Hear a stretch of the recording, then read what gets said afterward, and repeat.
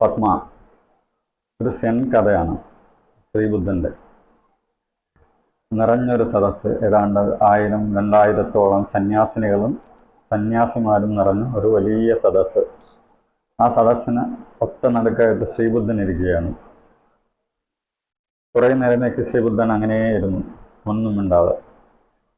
എന്നിട്ട് പതുക്കെ തൻ്റെ കയ്യിലുണ്ടായിരുന്നൊരു പൂവെടുത്ത് ഇങ്ങനെ ഉയർത്തി പിടിച്ചു. എന്നിട്ട് വീണ്ടും മിണ്ടാതിരുന്നു. ചുറ്റുമുള്ള സന്യാസികളും സന്യാസിനികളും എല്ലാവരും പൂവിലേക്കും ബുദ്ധനിലേക്കും, ബുദ്ധനിലേക്കും പൂവിലേക്കും, പൂവിലേക്കും ബുദ്ധനിലേക്കും മാറി മാറി നോക്കാൻ തുടങ്ങി. എന്തായിരിക്കും ശ്രീബുദ്ധൻ ഉദ്ദേശിച്ചത്? എന്ത് പാഠമാണ് ശ്രീബുദ്ധൻ നമ്മളെ പറഞ്ഞു പഠിപ്പിക്കുന്നത്, അല്ലെങ്കിൽ പറയാതെ പഠിപ്പിക്കുന്നത്? ആ ഉയർത്തിപ്പിടിച്ച പൂവിൽ എന്താണ് രഹസ്യം? ശ്രീബുദ്ധൻ്റെ മൗനത്തിന് എന്താണ് രഹസ്യം? ഇങ്ങനെ ചിന്തിച്ചുകൊണ്ടേയിരുന്നു. ഈ ചിന്തകളുടെ എല്ലാം ഇടയിൽ ശ്രീബുദ്ധൻ പതുക്കെ ഒന്ന് സദസ്സിലെ ഒരു ദിക്കൽ, ഒരു സൈഡിലേക്ക് നോക്കി മാത്രം ശ്രീബുദ്ധൻ ഒന്ന് പുഞ്ചിരിച്ചു.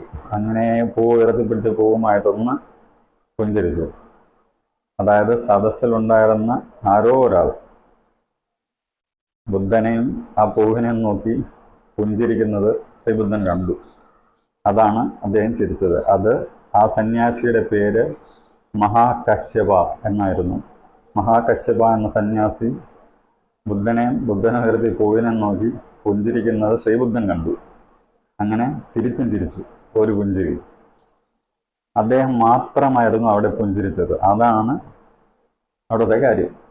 ഇത്രയും സന്യാസികളും സന്യാസിനികളും ഉണ്ടായിരുന്നു, എന്നാൽ മഹാകശ്യപ മാത്രമാണ് ബുദ്ധനെയും പൂവിനെയും നോക്കി പുഞ്ചിരിച്ചത്. ബുദ്ധൻ അദ്ദേഹത്തെ നോക്കി പുഞ്ചിരിച്ചിട്ട് പറഞ്ഞു, എനിക്ക് ഉൾക്കാഴ്ചയുടെ ഒരു നിധിയുണ്ട്, അത് ഞാൻ മഹാകശ്യപന് പകർന്നു കൊടുത്തിരിക്കുന്നു.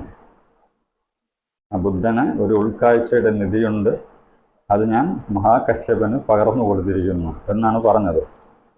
സെൻ വിദ്യാർത്ഥികൾ തലമുറകളായി ഈ കഥ ചർച്ച ചെയ്തിരിക്കുന്നു. അതായത് തലമുറകളായിട്ട് സെൻ വിദ്യാർത്ഥികൾ ഇത് സംസാരിച്ചു കൊണ്ടേയിരിക്കുകയാണ്. ഈ കഥ എന്താണ്, ഈ കഥയുടെ എന്താണ്, ഇതിൻ്റെ അകത്തെന്താണ് രഹസ്യം, ഇങ്ങനെ പഠിച്ചുകൊണ്ടിരിക്കുകയാണ്. എന്തിനാണ് ഈ കഥ, ശ്രീബുദ്ധൻ എന്താണ് പഠിപ്പിച്ചതാണ്? ബുദ്ധൻ പറയുന്നത് ഇങ്ങനെയാണ്. ഇപ്പോഴും ആളുകൾ അതിൻ്റെ അർത്ഥം തേടുകയാണ്. ഇപ്പോഴും ഇതിൻ്റെ അർത്ഥം തേടുകയാണ്. എന്തിനാണ് പൂ ഉയർത്തിയത്? ബുദ്ധൻ ചിരിച്ചത് എന്തിനാണ്? പുഞ്ചിരിച്ചത് എന്തിനാണ്? അപ്പോൾ ഇതിൻ്റെ അർത്ഥം വളരെ ലളിതമാണ്. ആരെങ്കിലും ഒരു പൂവ് ഉയർത്തിപ്പിടിച്ചുകൊണ്ട് നിങ്ങളെ കാണിച്ചാൽ അയാൾ അത് നിങ്ങൾ കാണണമെന്ന് ആഗ്രഹിക്കുന്നു, അല്ലേ? നമ്മുടെ കയ്യിലുള്ളൊരു സാധനം, പ്രത്യേകിച്ചൊരു പൂവ് ഒരാളെ ഉയർത്തി കാണിച്ചാൽ, അതും വെറും ഒരാളല്ല, ബുദ്ധനാണ്, ശ്രീബുദ്ധനാണ് ഉയർത്തി കാണിച്ചത്. അപ്പോൾ അത് കാണണം എന്ന് ആഗ്രഹിക്കുന്നു, അല്ലേ? ശ്രീബുദ്ധനും അത്രേ ചെയ്തുള്ളൂ. അത് ഉയർത്തി കാണിച്ചു, ഇത് നിങ്ങൾ കാണണം എന്ന് പറഞ്ഞാണ് ഉയർത്തിയത്.